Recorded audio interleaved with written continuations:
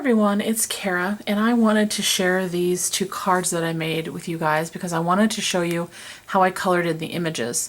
From time to time when I've done videos, I have shown you stamped images that I've colored in using my Copics, and I love my Copics, but they are kind of pricey, and I wanted to be able to show you guys that you could use watercolor pencils and, achieve a good look when you color in the stamp and not have to spend as much money because the watercolor pencils are, a lot more affordable. So I made both of these cards this weekend and I used some watercolor pencils on them and just wanted to share those with you. These two cards I actually made because I have a group of girlfriends from work that I'm going to get together with in about a week, and we have a whole bunch of us that have recently had birthdays within the last several months, so we're going to kind of do a big birthday bash for just all of us girls, and I wanted to make a couple of cards for a couple of them. So there's a little backstory on these I thought I'd share just really quick.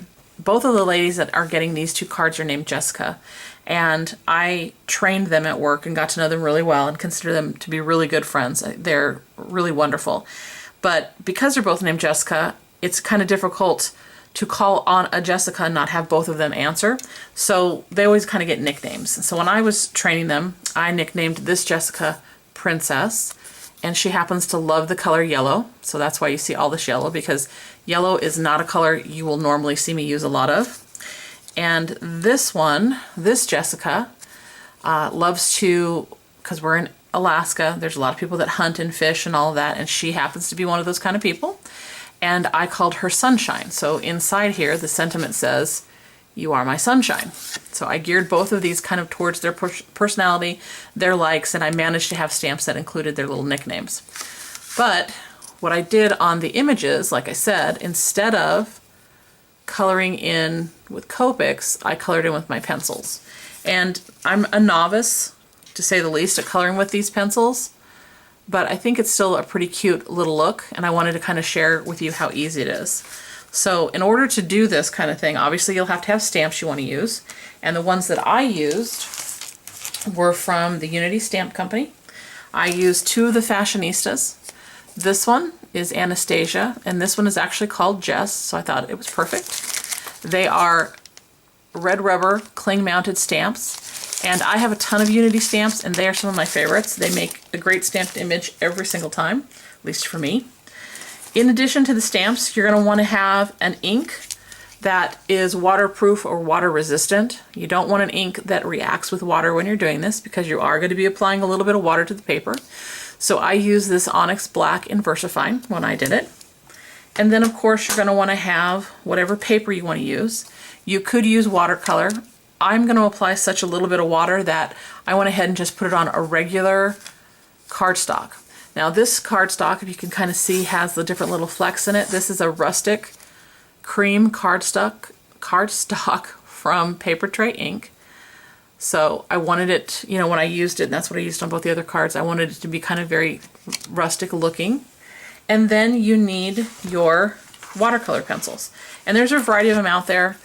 These happen to be the ones that I've picked up. They are all this brand, Derwent. Now the ones I'm using this time are called the Inktense, and they're, I believe, slightly different, but they are basically watercolors. They seem to work the same way. And so basically you color in whatever part you want to work with. And I'm going to kind of zoom in, show you I've colored it in already a little bit. So I colored in the jean shorts, and you can see I didn't really, color it fully.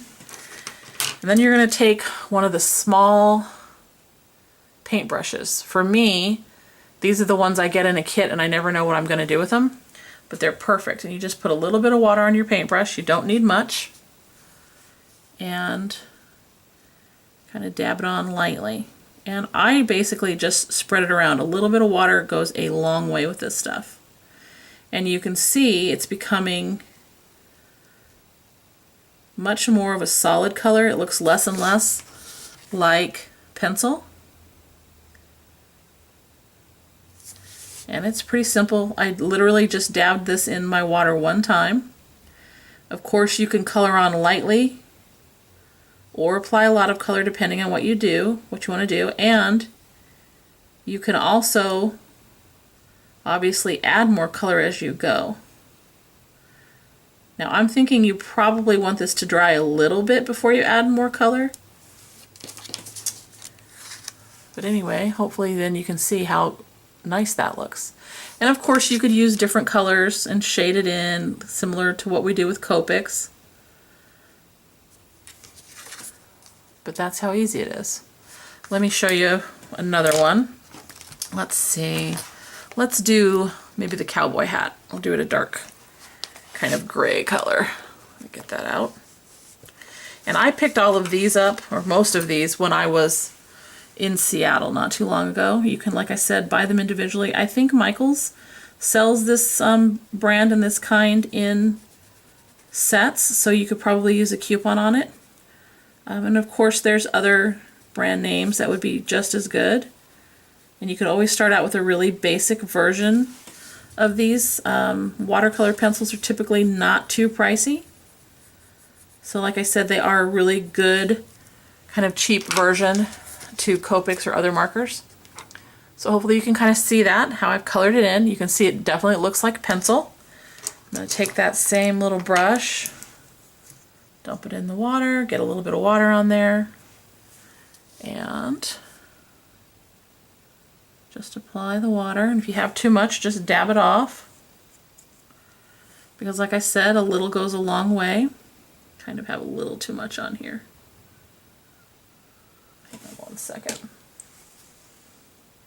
Probably going to make that worse, but there we go. But there, you can see how it just kind of fills in all the color. And it makes it look like very solid, smooth coloring. Or I guess you could call it like ink, because these are the Inktense ones.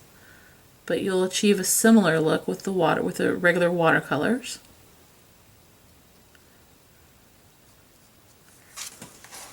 So there you go. Hopefully you can kind of see how that looks. So hopefully you guys will give these a try if you have watercolors in your stash. Let me pull this back a little bit. They're definitely worth taking out and playing with. As you can see on this one, this particular Jessica is a redhead, so I did red hair, and I didn't color her skin because she, being a redhead, is very pale complected, so I left the skin that color. And then this Jessica has a little bit darker complexion, has black hair, dark brown hair, and so that's why I went with those colors for them. But you can see I did color in, I did have a skin color. It was actually a kind of a brown that I just very lightly applied.